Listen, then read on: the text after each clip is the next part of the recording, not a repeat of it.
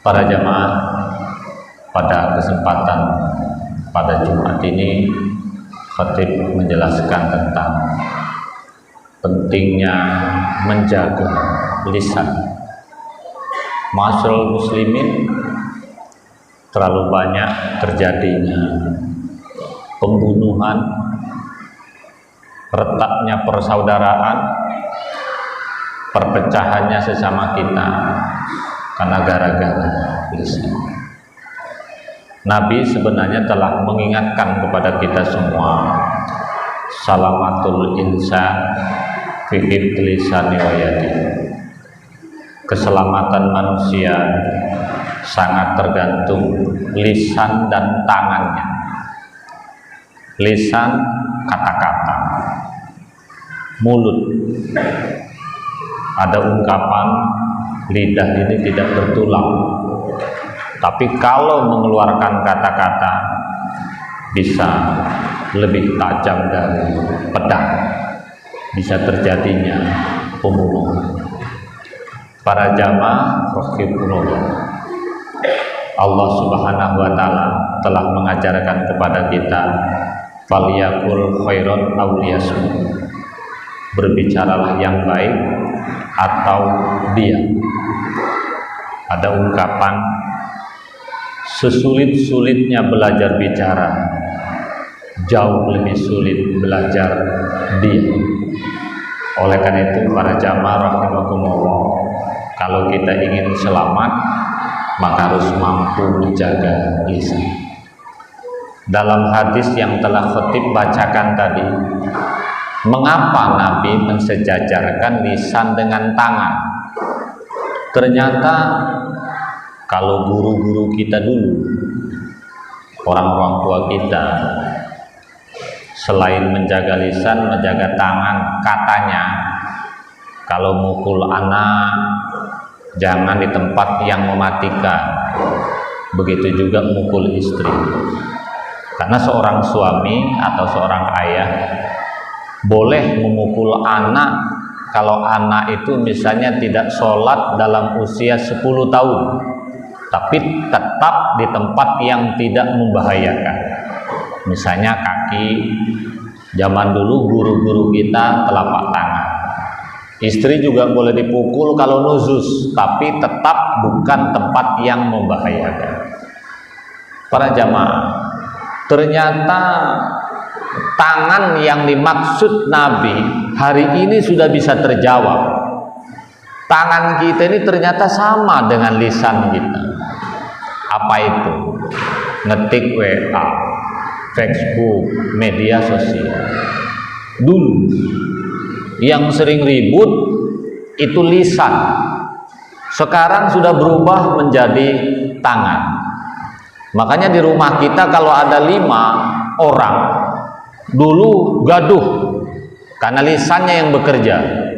Sekarang walaupun anak kita 4, ada 6 orang di rumah itu diam semua, tidak ada suara, lisannya terkunci, tapi tangannya yang berbicara. Itulah menggunakan media sosial. Ternyata para jamaah rahimakumullah, 1400 tahun yang lalu Nabi telah mensejajarkan antara lisan dengan tangan. Ternyata tangan kita hari ini berfungsi menjadi lisan. Maka hati-hati. Yang pertama, gunakan media sosial itu untuk kebaikan. Jangan sampai ngetik atau nge-share berita hoak yang tidak jelas, apalagi yang terkait dengan politik. Kadang-kadang para buzzer, para tim sukses yang di Jakarta hanya mentransfer kata-kata yang belum tentu benar, kita ikut-ikutan. Ingat, kalau ada pahala jariah berarti ada dosa jariah. Pokoknya kalau kita tidak tahu apa yang sebenarnya terjadi, tahan jari, diam. Jangan sampai kita rajin baca Quran, rajin puasa, rajin sholat tahajud, membuli, menjelekkan orang lain, nanti kita tetap dapat aliran dosa. Itu satu. Yang kedua, ingat, ucapanmu adalah harimau. Ucapan adalah doa. Apa maksudnya para jamaah rahimakumullah? Terlalu banyak orang mengeluarkan kata-kata lisan, baik melalui lisan mulut maupun lisan tangan.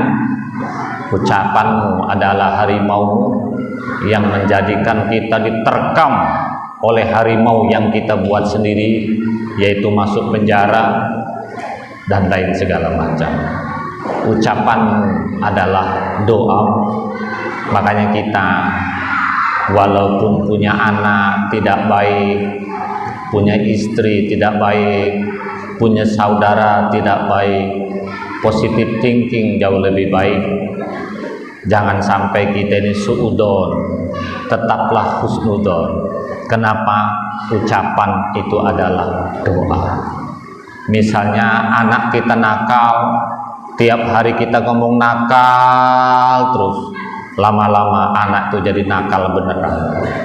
Oleh karena itu para jamaah, ucapan adalah doa. Khusus kita laki-laki harus lebih hati-hati menjaga lisan. Kalau wanita cerewet, ada ungkapan memang sudah takdirnya. Tapi kalau laki-laki cerewet, berarti ada kelainan. Oleh karena itu harus hati-hati. Kita dengan istri, semarah apapun kita, silahkan keluar kalimat apapun, tapi jangan sampai muncul kalimat talak, artinya cerai. Marah boleh, benci boleh, tapi jangan sampai muncul kalimat jatuh talak satu atau aku ceraikan kamu. Mengapa? Sekali kata talak itu terungkap, disitulah kita sudah terpisah hubungan sebagai suami istri. Oleh karena itu, jaga lisan yang namanya talak itu baik-baik. Sebab hari ini terlalu banyak laki-laki yang mengucapkan talak berulang-ulang tapi tidak rujuk kembali, akhirnya punya anak lagi, talak lagi, punya anak lagi. Ketika 3 kali ngucap, maka tidak akan pernah bisa kembali. Itulah pentingnya menjaga lisan. Para jamaah rahimakumullah, akhirnya khatib simpulkan, ingin selamat, jaga lisan dan tangan. Lisan yang di mulut kita yang tak bertulang, tangan sama. Ternyata tangan kita sudah menjadi lisan.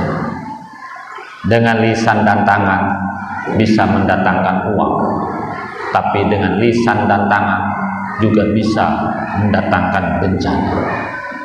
Khusus kita laki-laki, mari kita bimbing anak kita, istri kita yang terkadang banyak menghancurkan dirinya gara-gara tidak mampu menjaga lisan. Mengapa? Arijalu qawamun 'alan nisa, laki-laki adalah pemimpin wanita. Kita sebagai kepala keluarga, pastikan selain kita hati-hati dalam berbicara, hati-hati dalam bermedia sosial, pastikan istri dan anak kita pun akan mampu melakukan hal yang sama. Mengapa? Dosa istri adalah dosa suami, dosa anak adalah dosa orang tua. Kalau kita sudah membimbingnya dengan sepenuh jiwa dan tenaga, ternyata istri dan anak kita masih belum taubat juga, insya Allah kita sudah terbebas dari dosa itu.